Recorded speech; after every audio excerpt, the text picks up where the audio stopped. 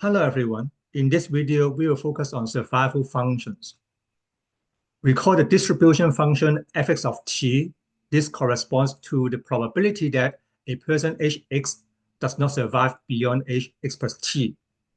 And the survival function s(x) of t, which equals 1 minus f(x) of t, is the probability that a person age x survives for at least t years.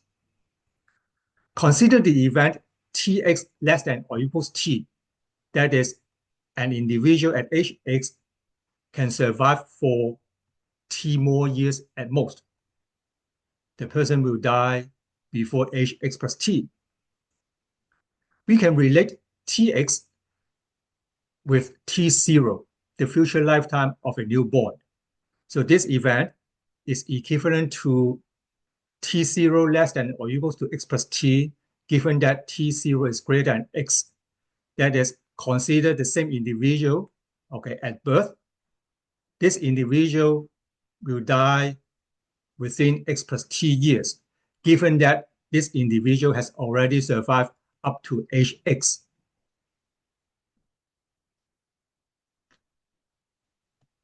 Therefore, the probability that tx less than or equals t, a person at age x will die within t years, equals to the probability that, consider the same individual at birth, this individual will die within x plus t years from birth, given that this individual already survived for x years. All right, now we are going to get the expression involving tx in terms of t0. All right, so we start with f(x) of t, which is equals to this probability, and then this conditional probability involving the random variable t0.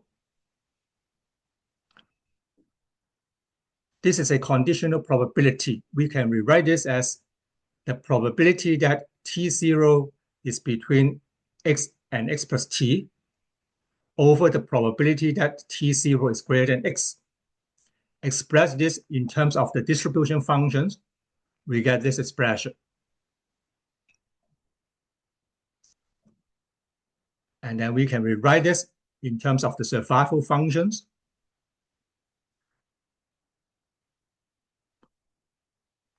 S(x) of t equals 1 minus f(x) of t, and we get the expression of f(x) of t. Then we can write the survival function for a person at age x, which is equals to S0 of x plus t over S0 of hx. And these are the two relationships we will be using in computing the probabilities.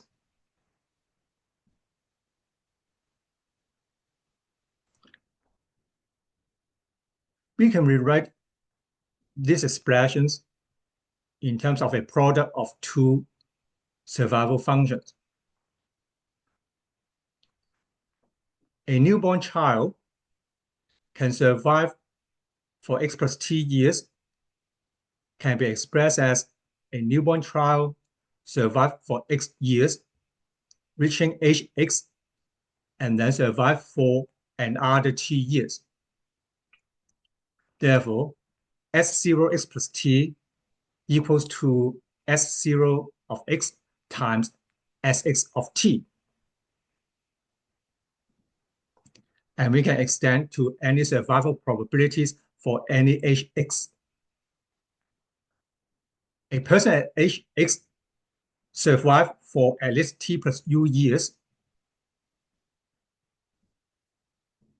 can be interpreted as the same person at age x survived for t years, reaching to the age x plus t, and then survive for another u years.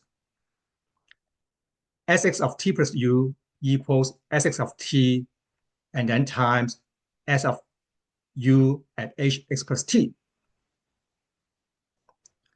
And this is the relationship linking the survival function at age x plus t with the survival function at age x.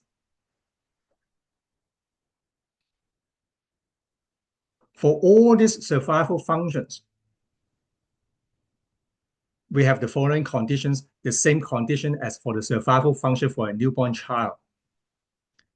As x of 0 equals 1, the person is surviving at year 0. And as t goes to infinity, Sx of t is 0.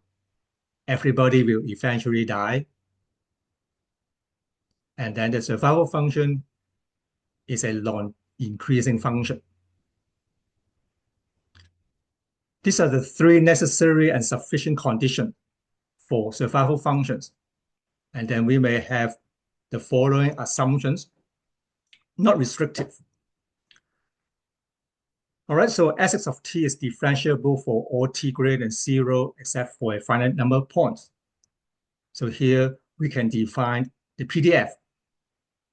And then the following 2 assumptions ensure that the mean and the variance of the survival times exist. All right, so that's it for today's video. In the next video, we will provide some examples in computing the probabilities.